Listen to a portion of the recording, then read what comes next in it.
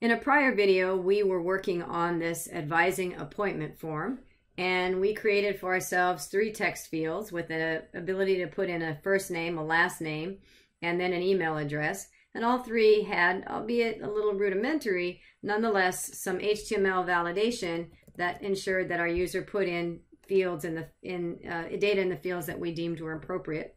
And then we saw that we could hit this submit button, and when we did this, we were taken to a new page, which is hard to see here, but it's a new page called thankyou.html, and all of this data was sent to our new page and ultimately printed out on our new page with, at this point, kind of cryptic. It doesn't look real pretty, but for our purposes at the moment, definitely it's displaying the data that our user entered. And so we're going to take off from that point and see how a little bit more behind the scenes of how things are getting submitted over to this form and what we need to do to make those happen and what our choices are.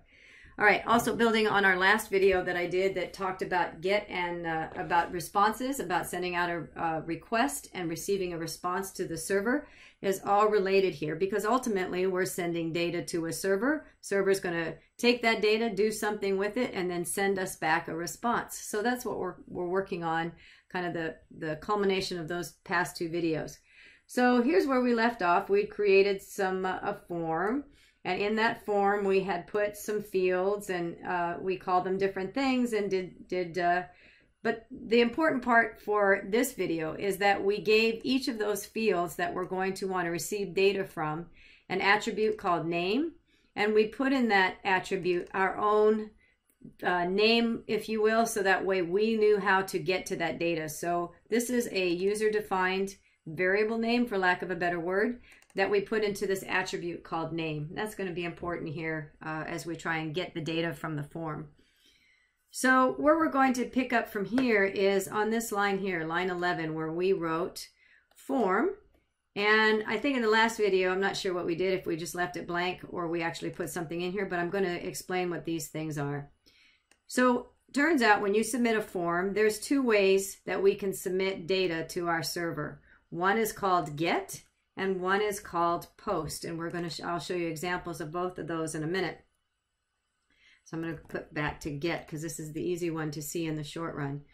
And then action is when this form is submitted and you send a request to the server, which also sends the data, you're telling the server, once you get that data, this is the form I want, or this is the page I want you to send back to me. So we're sending not only the data, but the page we want the server to return to us. If you don't put in action, it is automatically assumed by the server that it's going to return the same page from which you came. So if we didn't have thankyou.html in here, it would return this index.html back to us.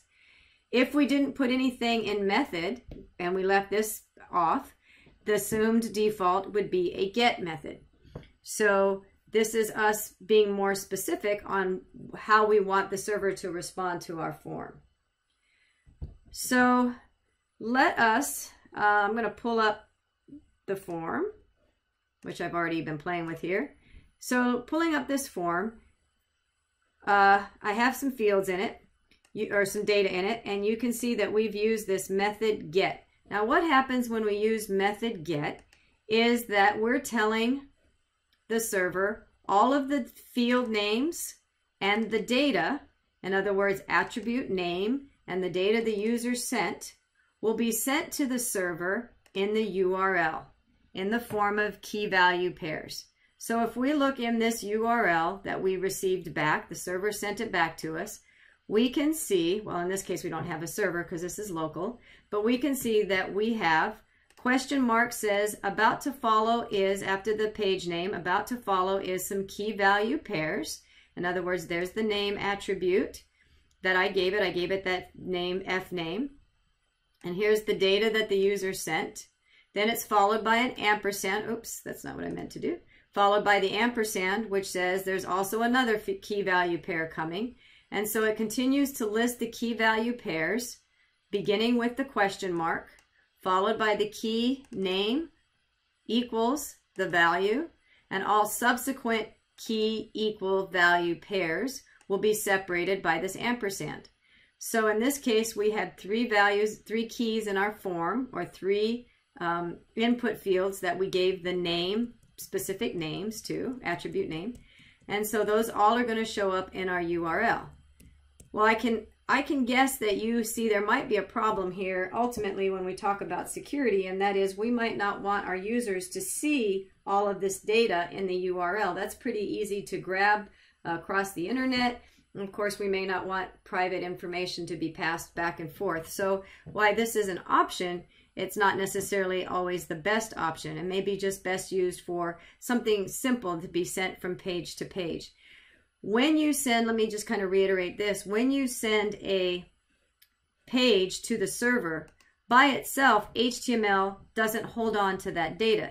It has to send the data in either through a request, through a post, or a get or post request like we're doing in a form, or through cookies, which is outside of the scope of this class, but you've probably heard that before. So unless you physically put data into a form that can be sent, or set cookies, which are saved on your hard drive, little snippets of code that's saved on your hard drive, data doesn't go from page to page. It has to be done in one of these methods. And so we're using this GET request to send our information from our form to our server in the URL. Let me share this idea with you. Let me go back to my code. And in this code, let's see how that worked out. So we sent GET request to thankyou.html. We saw thankyou HTML displayed with the URL, including the key value names and pairs, or key values. The way that we're displaying that data onto thankyou.html, again, I've said HTML and CSS by itself, and they're not a programming language. CSS is simply a markup language that gives us a way to give pretty coloring and design to our pages, and HTML simply gives us structure. So if we're going to want to actually do code like programming, we have to use some other kind of language. And we'll get to JavaScript towards the end of this semester, and certainly if you take 131, you'll get into JavaScript quite a bit more. I don't expect you to understand this code, but I'm going to give it to you so that way you have the ability to print out the data that you received in your form. So I've given you this file in this underneath the video in this example. This particular snippet of code I've put into the head. If you know anything about programming, I'll just go over briefly what this is doing. So I have a script tag that's telling the browser I'm about to give you some JavaScript, which the browser knows how to render, to read. And I've written a function or a method called print query. And in this method, I've set a variable that I've called query to go look at that string, those key value pairs that start with the question mark up in the URL. So JavaScript, go look there and go pull down that string. Take everything past the ampersand and put that into to this string called vars. It's just a variable. And we're splitting it into, actually this turns out being an array. We're splitting it into an array, if you're familiar with an array. And then we are going through that array and printing out pair 1 maps to the name, the key, or whatever we put in here. So pair of 0 is just printing out each one of these input fields that have a name. It's just kind of looping through each one and finding each one and printing out what was in the name attribute. So here would be, it's going to print out F name, and then it's going to loop through again and print out L name, and then it's going to print through again and print out email. And then the second part of that is also go ahead and print out whatever the user input, put out the value for that particular input field. So again, outside of the scope of this class, I don't expect you to know how to use this or to know what this is, but I do expect you to be able to use it just by putting this script into your head tag. And then this portion is the important part. This portion is in the body tag. Again, it has a script tag, opening and closing tag, and it's calling that. In other words, right here in this particular part of the HTML, I want you, browser, to go read this method and do whatever this method tells you to do.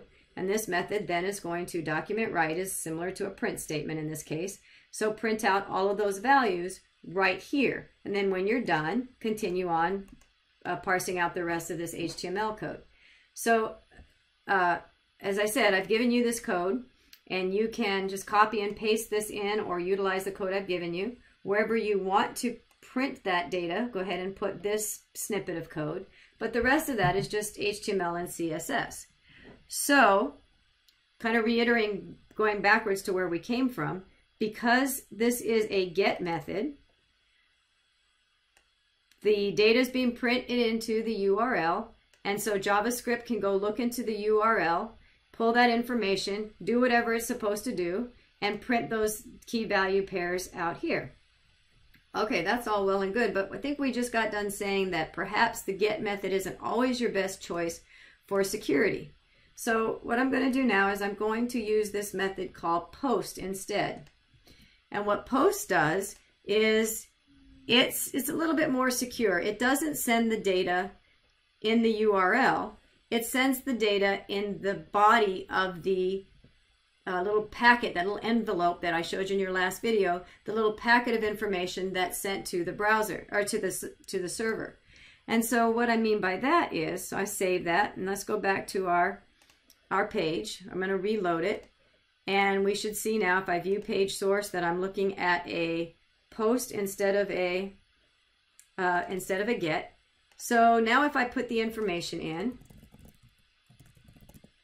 and markleek@otc.edu, now when I submit the information, it's being sent to the server a little bit more securely. It is encrypted a little bit, but the good news in this case is you can see that it's not being sent in the URL. It's being sent in the body of the message that's sent to the part of the request to the server. As a result, my JavaScript is not working, because my JavaScript is looking for that string that's here and it's not there. So therefore, in this case, I would expect to have an error, which is what's happening here. So you know that you did the assignment correctly that's coming up if you get the data. If you get undefined, you've sent the wrong method over. So what I want to do at this point is take this a little step further. This isn't going to, what I'm going to show you isn't going to work on your local page. It's only going to work when you have your data submit your files on a server, because I want to look at, I'm going to choose, right click and choose inspect an element. And you've seen this before, something we've looked at before. And I'm going to go over here to this network tag. And on the network tab, we'll actually see all of these things come into play. For example, when I loaded this page, and it's always a good idea to click on this persist logs, that way we can see a persistent list. So in other words, if I load a new page, it'll just continue to load on itself. So I can see a continual log, if you will, rather than refreshing itself all the time. When this page first got loaded, as I told you, by default, the get is the default method any page uses when it loads itself.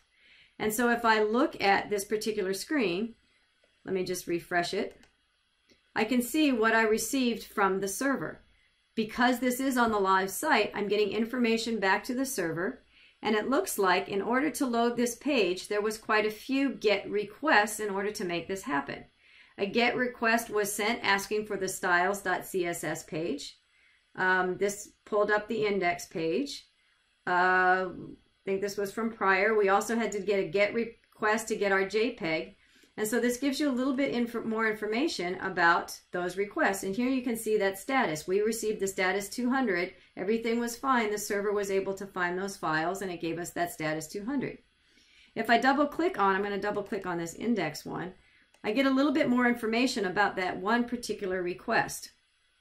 And here I can see the request and the response. So this gives you a visual of what's actually happening that I showed you in one of the last videos. The request URL that was put on that addressee for the envelope is HT in the whole URL path. It was sent as a GET request. There's the remote address, so that's what was put on the envelope. When it came back, here's our response. So there's some response information that the server let us know, some information about it. Let us know that, oh, I'm in an Apache server. The last date of this file was updated. This particular date, the size of the file I'm returning to you is this. It's a little bit more information about things along those lines. You can look at the raw headers. You can see the request that was sent to the server, and you can see the response that the server gave back. Those are some of the things we talked about in the video. I'm using HTTP1 to talk to you. Here is the response that I'm giving you. So I think that I was also going to show you, there is the response. So this is the, as they're calling it, the payload. So after the header information was sent from the server, then the server sent us all the HTML that was then parsed out by the browser. Okay, so let's do this. I'm going to go back to headers. Let's go ahead and submit this form and see what we get. So I'm going to submit it. I believe that this is currently a GET request, but we'll be able to tell, won't we, by looking in the URL. So I'm going to put in my email and then hit submit. Looks like it was a GET request, and I can tell that because all of the key value pairs are up here in the URL. And then I can see more information because I had persist logs. The other data was still left behind, but I can see what I got back from the server. So in fact, I'm going to unclick it just to see what's current here. So I'm going to refresh it, load it again. I can see that there is the GET, that's what it was sent to there's the URL that was sent to the server. Server came back with, I've got you covered. I can find your thank you page. Here's your thank you page along with all of the data. So if there was a file not found, let's just try that. Let's try, I happen to know that there is not a file on here called friends.html. So let's go ahead and make a request for that. And sure enough, there's our 404 error. So, and you can double click on that and see the raw headers. You can see the response from the server and the request. So this is good feedback to get you a good feel for exactly what's happening when you hit that submit button and how the server, things we have to start thinking about how the server is responding to what we send. So in a nutshell, we have talked about GET responses, or posting things with a GET request, posting our forms with a POST request, and we've seen a little bit of introduction to JavaScript that will is the tool we need, or the language we need in order to parse that data out on the browser side anyway. On the server side, we'll have to use different language, but as far as the servers, as far as the client's concerned, we now are talking about 3 different languages. We've got our HTML, we've got CSS, and now we've been introduced to JavaScript, which is going to give us a little bit more of that dynamic, makes us a little bit more dynamic, gives us the ability to make our page make it a little bit more responsive to our users. And in this case, we use JavaScript to get the data from our user and let them know this is what we received from you, so you can make sure you spelled your name and your email right and all those kinds of things. So that is submitting form data.